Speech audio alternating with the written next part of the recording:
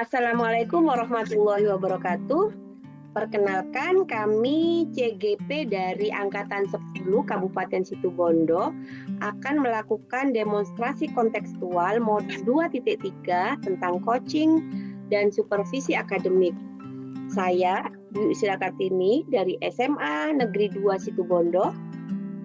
Saya Lutfi Mar'atus Solihah dari SD Negeri 3 Buduan. Dan saya Heru Dwi Atmaji dari SD Negeri 2 Demu. Selamat menyaksikan. Saya observer, Pak Heru adalah coach dan Bu Pi adalah coaching. Assalamualaikum Pak Heru. Waalaikumsalam Bu Wiwit. Bagaimana nih kabarnya Pak Heru? Alhamdulillah Bu Wiwit. Bu Wiwit sendiri kabarnya gimana? Alhamdulillah saya sehat Pak Heru. Oh iya Pak Heru, sebentar lagi akan melakukan proses coaching ya? Oke Bu. Oke, sebelum melakukan proses coaching, ada sedikit yang akan saya bicarakan dulu. Boleh Pak Heru? Boleh. Oke, nanti pada saat coaching antara coach dan coachee akan saya amati dan akan saya nilai sesuai dengan rubrik penilaian coaching seperti apakah sudah sesuai alur kita atau belum. Kemudian apakah Bapak sebagai coach sudah memberikan pertanyaan-pertanyaan berbobot sesuai kata kunci yang disampaikan oleh coachee. Dan nanti saya juga akan mendengarkan jawaban dari coachee apakah sudah sesuai dengan pertanyaan yang nanti Bapak sampaikan. Dan jangan lupa ya Pak, harus disesuaikan juga dengan prinsip coaching seperti kemitraan, proses kreatif, dan juga memaksimalkan potensi. Mungkin sebelum dilakukan proses observasi, ada beberapa yang ingin saya tanyakan. Boleh Pak Heru? Boleh Bu. Yang pertama, kompetensi apa yang ingin Pak Heru kembangkan dalam proses coaching kali ini? Baik Bu Wiwit, kompetensi yang akan saya kembangkan yakni yang pertama kehadiran penuh, mendengarkan dengan aktif, dan memberikan pertanyaan yang berbobot kepada coachee. Baik, jadi ada 3 kompetensi yang ingin Pak Heru kembangkan. Jadi dari 3 kompetensi yang sudah Pak Heru sebutkan tadi, kompetensi mana yang ingin Pak Heru kembangkan secara spesifik? Ya, kompetensi spesifik yang ingin saya kembangkan yaitu yang pertama mendengarkan dengan aktif, dan yang kedua memberikan pertanyaan yang berbobot kepada coachee. Baik, jadi secara spesifik Pak Heru ingin mengembangkan kompetensi mendengarkan dengan aktif dan juga memberikan pertanyaan yang berbobot. Nah, kira-kira menurut Pak Heru indikator ketercapaiannya nanti apa nih Pak?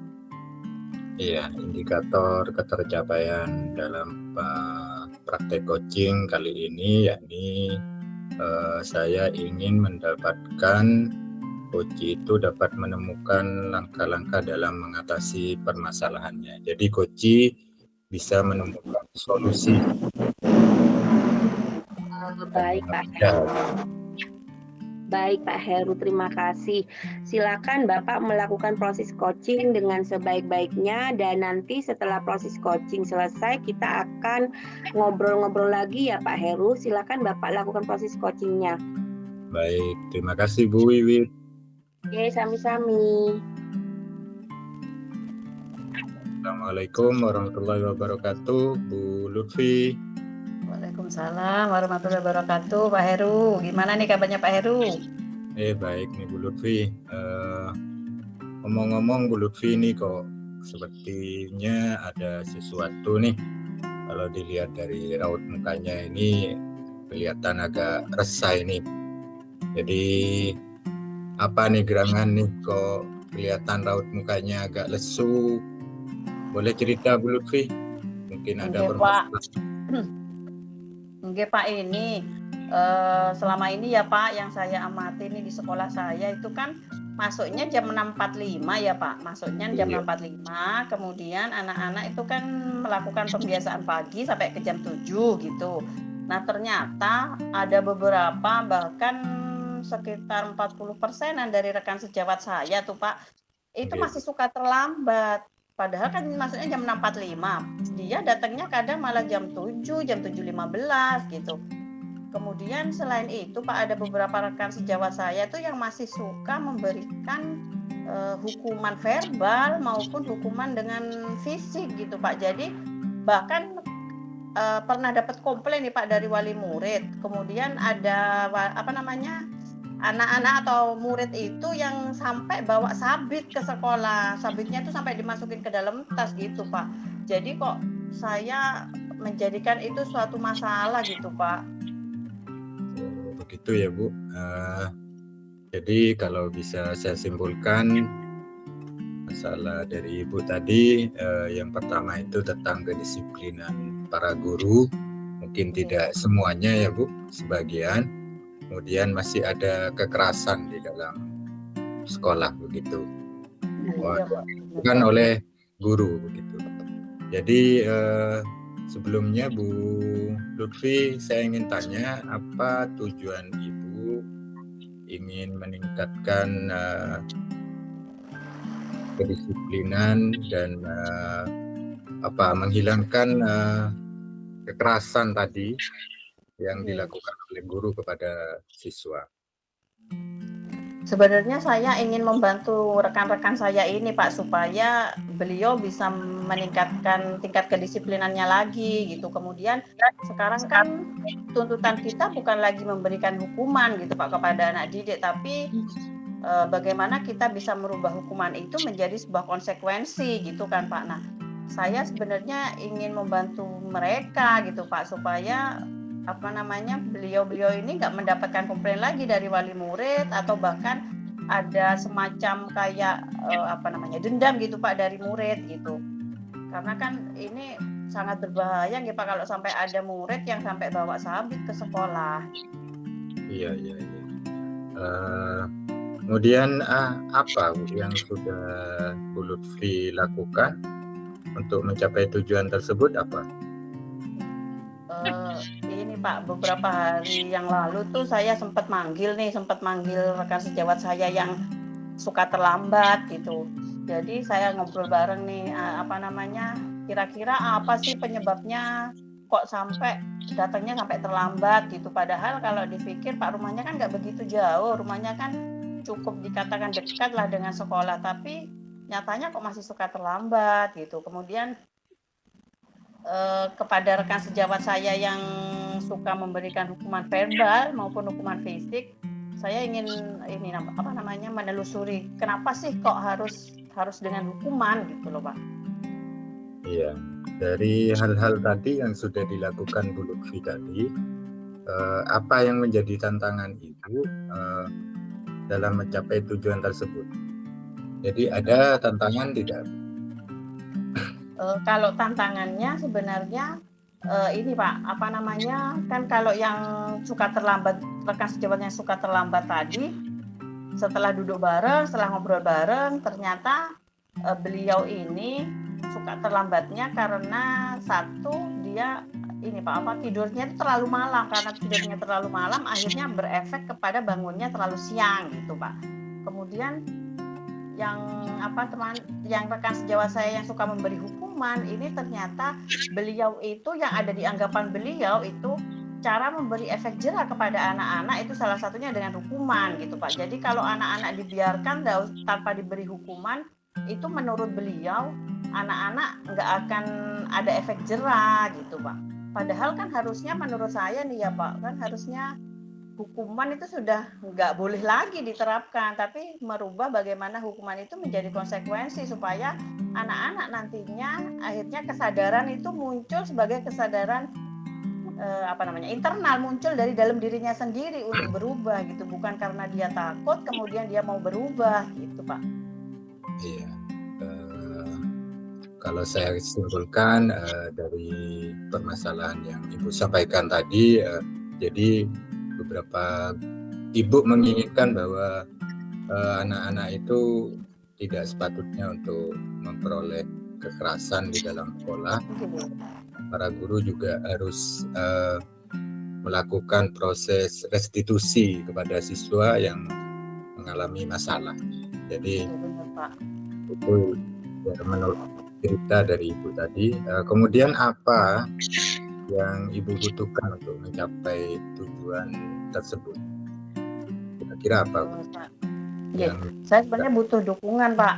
Dukungan yang pertama itu dari kepala sekolah yang jelas, karena sebagai pimpinan di sekolah saya, bagaimana supaya bisa memfasilitasi saya untuk merestitusi guru yang bersangkutan gitu Pak. Kemudian yang kedua, saya juga butuh rekan-rekan sejawat saya yang lain untuk membantu beliau-beliau ini yang sedang mengalami masalah, untuk membantu berkolaborasi gitulah Pak, supaya beliau ini bisa segera menemukan solusi gitu Pak, supaya nggak lagi terlambat, kemudian nggak lagi melakukan hukuman verbal maupun hukuman fisik. Karena apa Pak?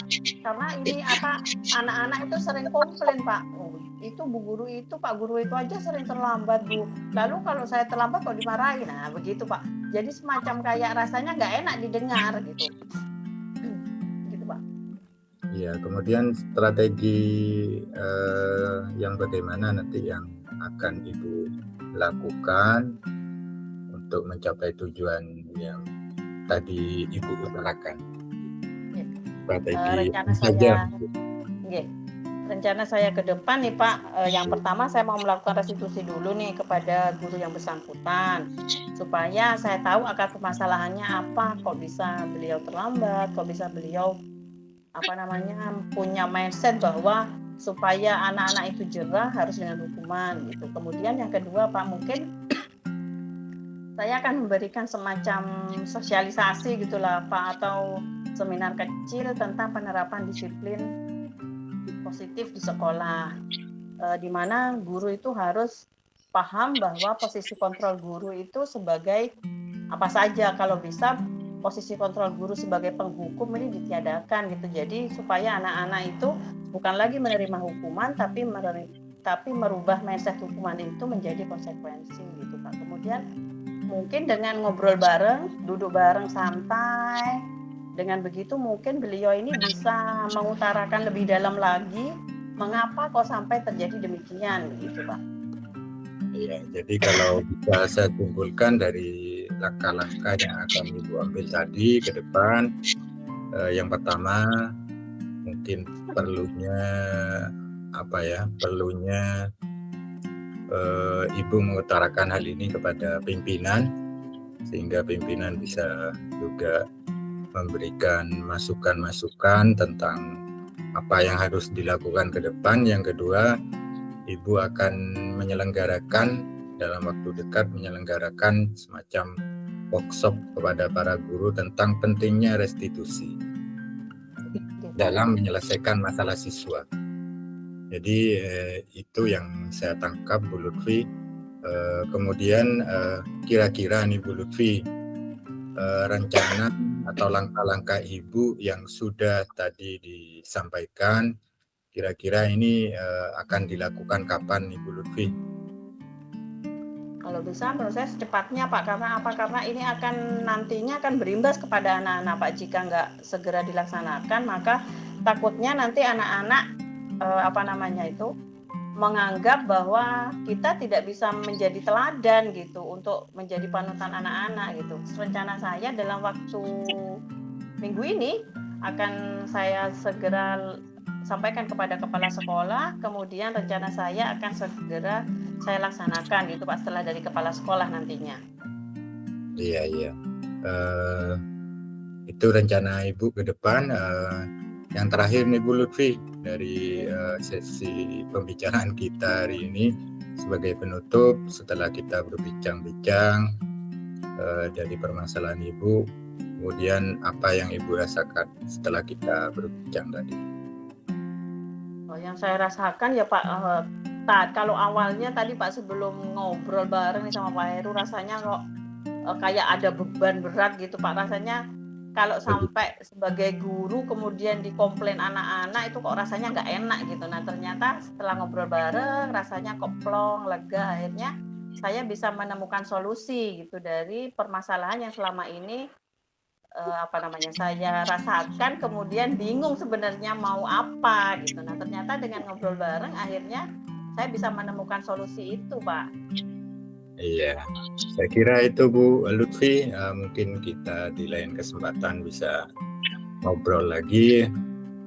Jika Ibu Lutfi punya permasalahan baik dengan siswa maupun dengan rekan-rekan guru lainnya, bisa kita ngobrol bersama lagi. Ya siap Pak, pasti saya sampaikan nanti jika ada kendala lagi. Ya, Terima kasih banyak Pak Heru. Ya, saya kebetulan punya jam nih Bu Lutfi. Monggo permisi. Assalamualaikum warahmatullahi wabarakatuh. Waalaikumsalam warahmatullahi wabarakatuh. Makasih banyak Pak Heru. Sama-sama Bu. Assalamualaikum Pak Heru.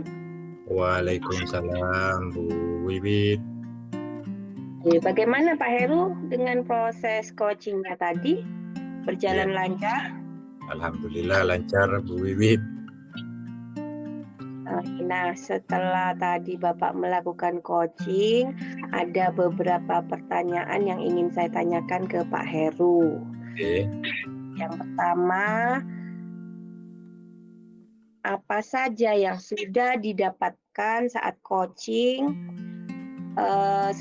yang Pak Heru lakukan terkait dengan indikator ketercapaian yang Pak Heru tadi inginkan? Oke. Di coaching yang sudah saya lakukan bersama Bu Lutfi tadi, saya sudah melakukan coaching dengan alur data, yakni menanyakan tujuan, identifikasi rencana aksi, dan tanggung jawab, sehingga alur tersebut bisa menggali coachee, yakni Bu Lutfi, untuk menceritakan permasalahannya dan menemukan solusinya sendiri. Ya, baik. Jadi yang saya amati juga tadi ada beberapa catatan di Pak Heru. Pak Heru tadi dari pengamatan saya sudah berhasil melakukan coaching sesuai alur tirta. Kemudian Pak Heru dari catatan saya juga sudah menanyakan tujuan kepada coaching.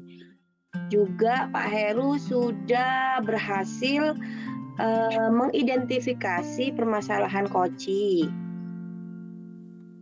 Coachee juga di sini Pak Heru juga tadi berhasil mengarahkan coachee untuk menemukan rencana aksi atau tindakan yang akan dilakukan.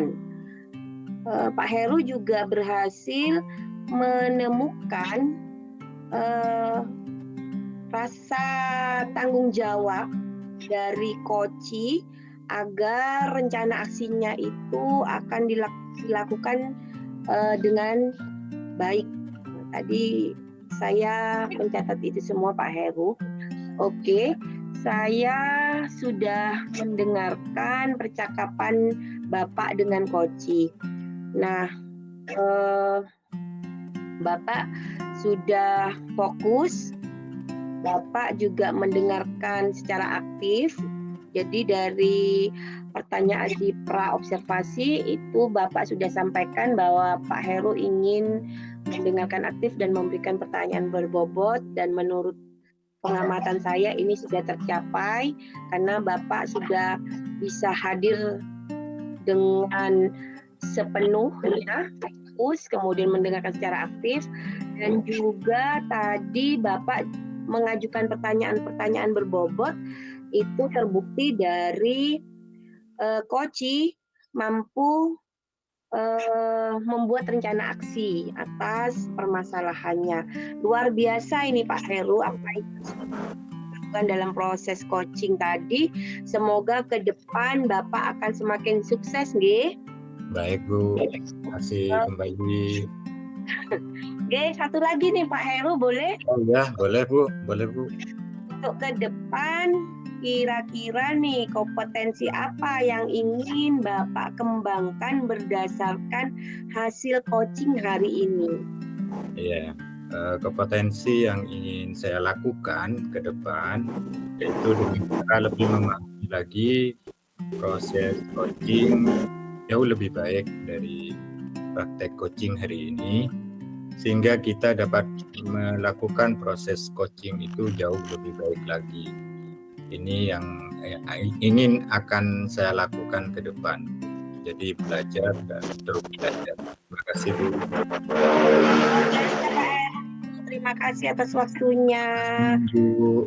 Assalamualaikum warahmatullahi wabarakatuh Pak Heru. Warahmatullahi wabarakatuh.